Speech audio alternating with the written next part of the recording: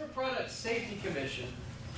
They recall millions of toys every year, dangerous toys, dangerous products, and things of that nature. But they're really stretched too thin to guard against all kinds of dangers. I mean, there's all kinds of new products coming out constantly. So it's whenever they start getting complaints that they can actually do something about it. So as I'm a parent now, and for warnings, I may rely on consumer groups or the civil justice system. So we rely on these different consumer groups, civil justice, and especially online sources to guard ourselves and our children against negligent corporations. So I've got a few dangerous toys for you guys. A lot of excitement with dangerous toys, right? First off, we have the Austin Magic Pistol. In the 1950s, when BB guns weren't considered particularly dangerous, it really took something for a gun to stand out as something kids shouldn't have. The Austin Magic Pistol managed to do that with its gas-powered combustion. The gun used what the manufacturer called magic crystals, made from calcium carbide, which is a hazardous material. And when mixed with water, these crystals would explode, and they would fire a ping pong ball across the yard. Let's take a look at this. And guys, this is awesome. I mean, I wouldn't mind having one of this. Dave, check this out. What's that? Who's got this on eBay? It's called the Austin Magic Pistol. Magic pistol? The Austin Magic Pistol.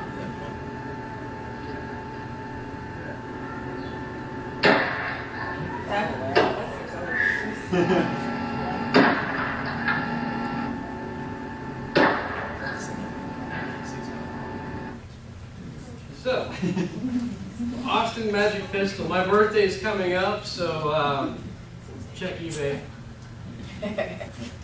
So have times changed? These are from the 50s. Have times changed?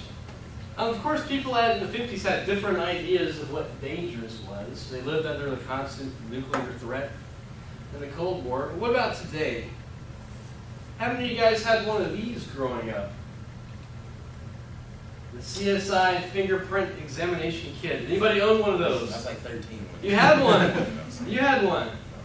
The CSI fingerprint examination kit is a toy based on the CBS show CSI Crime Scene Investigation. It allowed children to look for fingerprints with a special powder and brushes. The powder in question turned out to contain up to 5% asbestos. What is asbestos? It's the stuff in the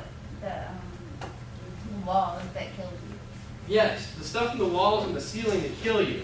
Well, how does it kill you? In the air. It gets in the air, what happens? It gets in your lungs. It gets in your lungs and then Kills you. it kills you. But first it gives you massive lung cancer. The alarm was sounded in November 2007, but the toy's maker, CBS Consumer Products, decided to leave it on the shelves on the run up to Christmas. But you got the Christmas rush coming, you better leave that thing on the shelves.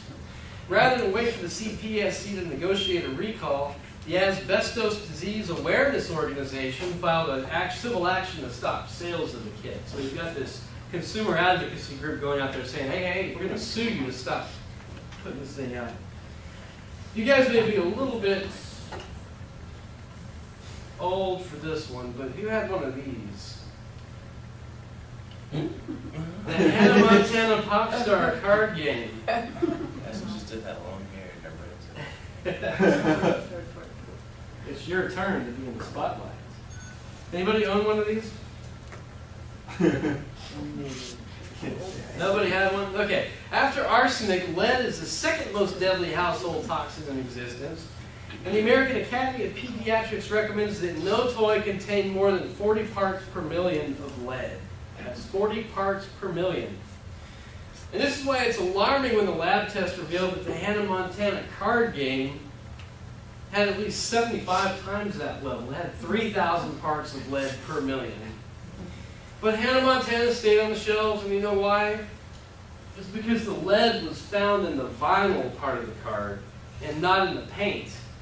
And since it was in the card part and not the paint, it wasn't covered by regulations. You can still get these on eBay, actually. Hold on. All right, here we go. What about these? These are aqueducts, also known as date rape drugs. In 2007, millions of Chinese toys were pulled from shelves in North America and Australia after scientists found out that a chemical within these beads converts into the powerful date rape drug GHB. 2 children in the U.S. and 3 in Australia were hospitalized after swallowing things. So I'm assuming that whatever's in it, once it hits the hydrochloric acid in your stomach, then there goes some kind of transformation that leads to coma and vomiting and other things.